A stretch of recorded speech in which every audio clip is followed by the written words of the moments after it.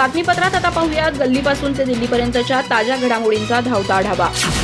पुण्याच्या नसरापूर बलात्कार आणि हत्या प्रकरणामुळे अवघ्या राज्यात संतापाची लाट उसळली असताना मुख्यमंत्री देवेंद्र फडणवीस यांनी विधी आणि न्याय विभागाला लैंगिक शोषणातील आरोपींना पॅरोल न देण्याचे स्पष्ट निर्देश दिलेत। लैंगिक प्रकरणातील आरोपी हे 80 ते 90% त्याच गुन्ह्यात अटक होऊन पॅरोलवर सुटलेले असतात, त्यानंतर पुन्हा ते तोच गुन्हा करतात, त्यामुळे या आरोपींना पॅरोल देऊ नका असं ते म्हणाले।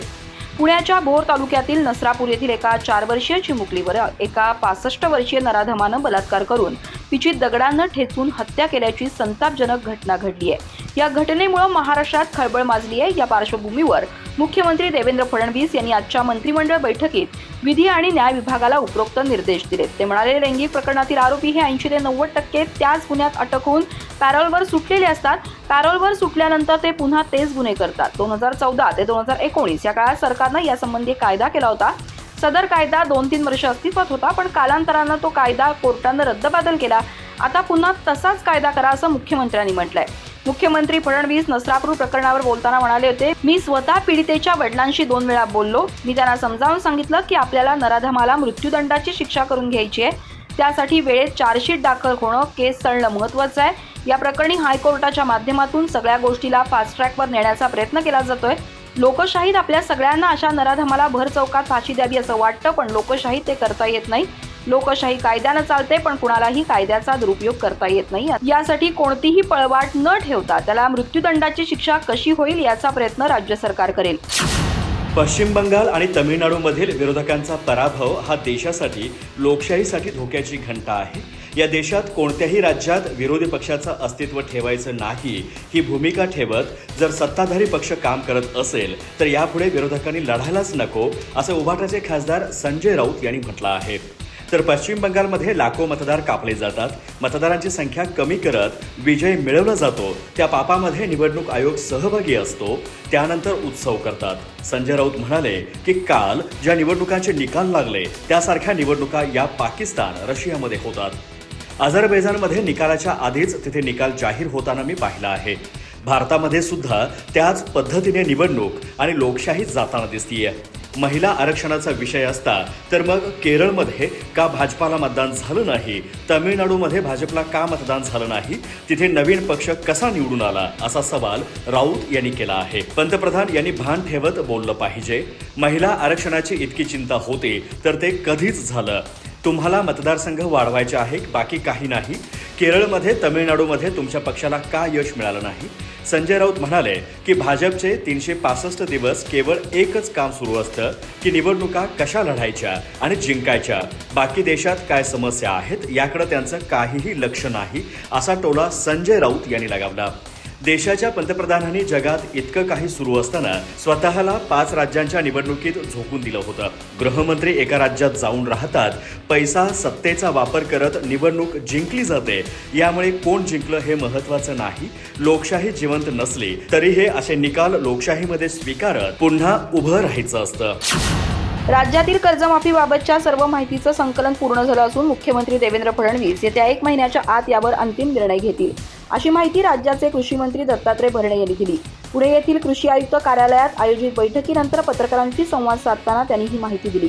महाराष्ट्र सरकारनं 2026-27 अर्थसंकल्पीय अधिवेशनात पुण्यश्लोक अहिल्यादेवी होळकर शेतकरी कर्जमाफी योजना जाहीर केली आहे। या अंतर्गत 30 सप्टेंबर 2025 पर्यंतचे 2 लाखांपर्यंतचे थकबाकीदार शेतकऱ्यांचं पीक कर्ज माफ होणार असून नियमित कर्जदारांना 50,000 रुपयांचं प्रोत्साहन अनुदान मिळणार आहे। शेतकरी कर्जमाफी संदर्भात कृषी मंत्री दत्तात्रय भरणे म्हणाले की कर्जमाफीबाबतची सर्व तांत्रिक माहिती गोळा करण्याचं काम पूर्ण झालंय।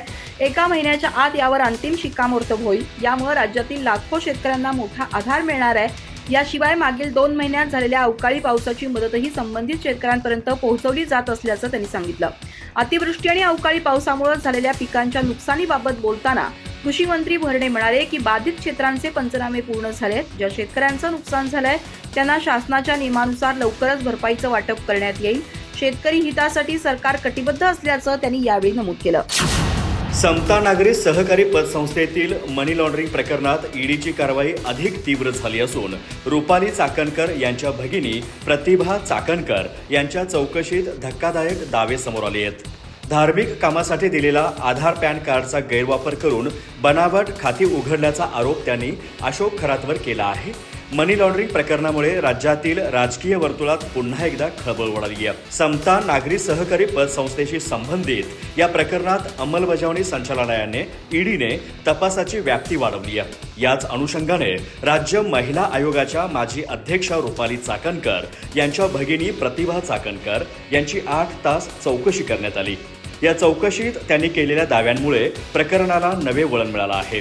चौकशी दरम्यान प्रतिभा चाकणकर यांनी सांगितलं की त्यांनी आपले आणि मुलाचे आधार आणि पॅन कार्ड तपशील धार्मिक कामासाठी अशोक खरात यांना दिले होते. मात्र या कागदपत्रांचा गैरवापर करून खरातने त्यांच्या नावावर बनावट खाती उघडल्याचा गंभीर आरोप त्यांनी केला. विशेष म्हणजे या खात्यांमध्ये नॉमिनी म्हणून खरातचंच नाव असल्याचंही त्यांनी नमूद केलं. तसेच खाते उघडताना मोबाईल क्रमांकही खरातचाच वापरण्यात आल्याचा दावा त्यांनी केला. तथापि तपास यंत्रणांच्या हाती लागलेल्या तांत्रिक पुराव्यांमुळे चित्र वेगळंच दिसत आहे. ईडीच्या तपासात 1 एप्रिल 2025 ते 17 मार्च 2026 या कालावधीत प्रतिभा चाकणकर आणि अशोक खरात यांच्यात 230हून अधिक फोन कॉल्स आणि 200पेक्षा जास्त संदेशांची देवाणघेवाण झाल्याचं समोर आलं आहे. या संवादाची सखोल छाननी सुरू असून या माहितीमुळे प्रकरण अधिकच गुंतागुंतीचं बनलं आहे. राज्याच्या राजकारणात पुन्हा एकदा चर्चांना उधाण आणणारी घटना समोर आली आहे. उपमुख्यमंत्री एकनाथ शिंदे यांनी ठाकरे गटाचे ईशान्य मुंबईचे खासदार संजय दिना पाटील यांच्या पत्नीची रुग्णालयात जाऊन विचारपूस केली. पल्लवी पाटील यांचा नुकताच अपघात झाला असून त्या सध्या उपचार घेत आहेत. ही माहिती मिळताच शिंदे यांनी मंगळवारी थेट मुलुंडमधील फोर्टिस रुग्णालय गाठत त्यांची भेट घेतली. या भेटीनंतर राजकीय वर्तुळात विविध चर्चांना सुरुवात झाली आहे. एकनाथ शिंदे यांची ही भेट केवळ औपचारिक नसून त्यांच्या स्वभावातील माणुसकीचा प्रत्यय देणारी असल्याचं बोललं जात आहे. राजकारणात कट्टर विरोधक असले तरी अडचणीच्या वेळी मदतीला धावून जाण्याची त्यांची शैली यापूर्वीही अनेकदा पाहायला मिळाली आहे. संजय दिना पाटील यांच्या कुटुंबियांशी संवाद साधत त्यांनी पल्लवी पाटील यांच्या प्रकृतीची सविस्तर माहिती घेतली. या भेटीमुळे राजकीय भिंती ओलांडणारा एक वेगळा संदेश गेला. याआधीही एकनाथ शिंदे यांनी विरोधी पक्षातील नेत्यांबाबत सहानुभूती दाखवलेली आहे. खासदार संजय राऊत आजारी असताना त्यांनी आमदार सुनील राऊत यांना फोन करून विचारपूस केली होती. त्यामुळे शिंदे हे केवळ आपल्या पक्षापुरते मर्यादित न राहता सर्वांशी संवाद ठेवणारे नेते म्हणून ओळखले जातात. याच पार्श्वभूमीवर संजय दिना पाटील यांच्या पत्नीची घेतलेली भेटही त्याच परंपरेचा भाग मानली जाते.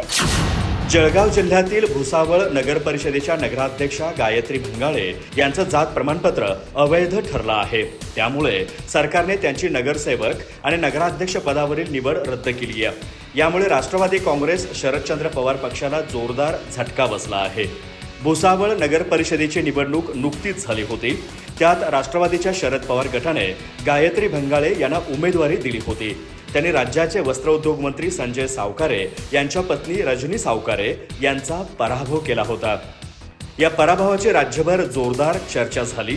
पण रजनी सावकारे यांच्यासह भाजपच्या इतर काही पदाधिकाऱ्यांनी गायत्री भंगाळे यांच्या जात प्रमाणपत्रावर आक्षेप घेतला होता. त्यांनी उमेदवारी अर्जासोबत जोडलेलं जात प्रमाणपत्र बोगस असल्याचा आरोप त्यांनी केला होता. त्यानंतर हे प्रकरण जिल्हा जात पडताळणी समितीकडे गेलं होतं. जिल्हा जात पडताळणी समितीने या प्रकरणाची गंभीर दखल घेत या प्रकरणाची चौकशी केली होती. त्यांनी गायत्री भंगाळे यांच्या कागदपत्रांची बारकाईने चौकशी केली असता त्यांचं जात प्रमाणपत्र अवैध असल्याचं निष्पन्न झालं. त्यानुसार जिल्हाधिकाऱ्यांनी या संदर्भातील आपला अहवाल राज्य सरकारकडे पाठवला. या अहवालावर तात्काळ कारवाई करत सरकारने गायत्री भंगाळे यांना नगरसेवक आणि नगराध्यक्ष पदासाठी अपात्र घोषित केलं. या कारवाईनंतर गायत्री भंगाळे यांनी सरकारवर ही कारवाई राजकीय द्वेष आणि मंत्री संजय सावकारे यांच्या दबावाखाली करण्यात आल्याचा आरोप केला आहे.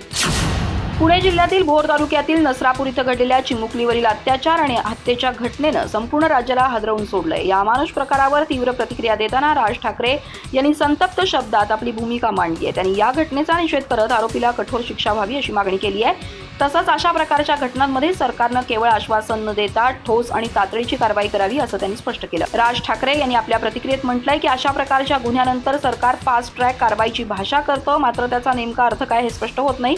प्रत्येक वेळी घटना घडल्यावरच प्रशासन जागं होतं, ही बाब चिंताजनक असल्याचं त्यांनी नमूद केलं. राज्यात महिलांवरील अत्याचार, अपहरण आणि शोषणाच्या घटना सातत्यानं वाढत आहेत. हे वास्तव गंभीर असून कायद्याचा धाक उरलेला नसल्याचं त्यांनी ठामपणे सांगितलं. नसरापूरमध्ये घडलेल्या घटनेनंतर स्थानिक नागरिकांनी आंदोलन केल्याची माहिती समोर आली होती. या आंदोलनावर पोलिसांनी लाठीचार्ज केल्याच्या बातम्यांवरही राज ठाकरे यांनी नाराजी व्यक्त केली. त्यांनी प्रश्न उपस्थित केला की आंदोलकांवर कारवाई करण्यात सरकार तत्परता दाखवतं, मात्र गुन्हेगारांवर तितकीच कठोर कारवाई का होत नाही, हा दुहेरी निकष थांबवण्याची गरज असल्याचं त्यांनी म्हटलंय. या घटनेच्या पार्श्वभूमीवर राज ठाकरे यांनी व्यापक सामाजिक चिंतनाची गरज व्यक्त केली. महाराष्ट्र हे स्त्री शिक्षण आणि सक्षमीकरणाचा पाया घालणारं राज्य आहे, तरीही अशा घटना वारंवार का घडतायत याचा गंभीरपणे विचार होणं आवश्यक असल्याचं त्यांनी सांगितलं. अशा घटना घडल्यानंतर काही दिवस संताप व्यक्त होतो, पण त्यानंतर सगळं विसरलं जातं. ही प्रवृत्ती धोकादायक असल्याचं त्यांनी नमूद केलं. पश्चिम बंगाल आणि तामिळनाडूच्या निकालानंतर राजकीय वातावरण तापलं असून भाजप प्रवक्ते नवनाथ बन यांनी इंडिया आघाडीवर जोरदार निशाणा साधलाय.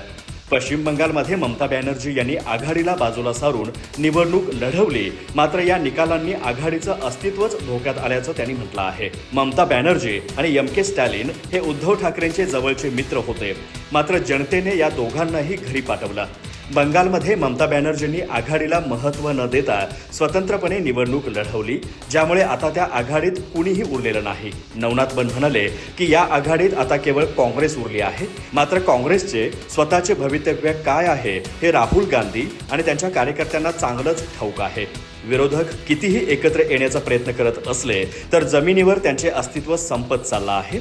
नवनाथ बन म्हणाले की इंडिया आघाडीला देशात तर उभाटाला महाराष्ट्रात निवडणूक जिंकणं अवघड दिसत आहे. संजय राऊत यांना पुन्हा महाराष्ट्रातून राज्यसभेवर संधी मिळेल असं वाटत नाही. त्यामुळे राऊतांनी पाकिस्तानमध्ये जात खासदारकीची निवडणूक लढवावी, कारण त्यांची तिथे चांगली चालते. ते त्यांचा उदो करतात. ठाकरे राऊत यांनी पाकिस्तानमध्ये पक्ष वाढवावा आणि भारताचं नागरिकत्व सोडावं. अधिक माहिती आणि ताज्या घडामोडींसाठी आजच आमचे चॅनल सबस्क्राईब करा.